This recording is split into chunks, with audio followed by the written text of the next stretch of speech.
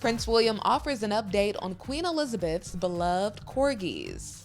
Well, of course, we can't forget the Corgis. They were Her Majesty's absolute favourite. As the newly titled Prince of Wales greets the public, someone asks about the Queen's canines. I saw them the other day. They're going to be looked after fine. They're two very friendly Corgis, so they've got good homes. They're going to be looked after very well. She grew up with Corgis. Her father, George VI, gifted her a Corgi when she was little, and from then on, I think a love affair was cemented because the Queen kept Corgis for her entire life. Yeah, over the years, Corgis became a royal staple at Buckingham Palace, even showing up in Her Majesty's on-screen portrayals. I brought some stew just in case. I think it's lamb. We could always have that cold. No, we'll be all right. Stay. She was never without them, trailing behind her, sort of yapping at anyone that dared to try and stroke them. They would only allow the Queen to stroke them. In the wake of his mother's death, King Charles III smiled as he greeted someone holding their little corgi.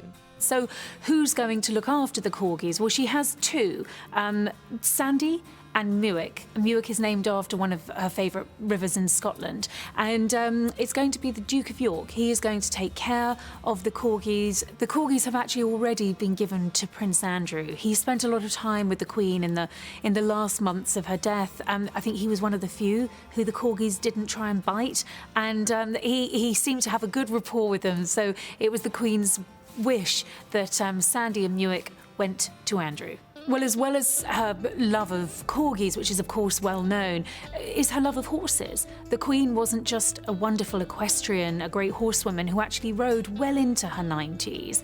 And she was also a very professional, serious horse owner. She had a keen interest in horse racing, and she owns racehorses. So the master of the horse, John Warren, who actually walked behind her procession as she went to lay in state, will be the man in charge of working out exactly what happens now to the Queen's horses. I do know that it was Her Majesty's wish that that love of horses and racing is continued through the next generation. And Camilla, Queen Consort, is also a big fan of horse racing, and she also owns a racehorse with the Prince of Wales, so I think there's every chance that she will inherit some of the Queen's racehorses. Possibly some of them will be sold. But in terms of that affiliation between royals and racing, which has really kept the sport alive in Britain, I think that's going to be very much down to Camilla to continue.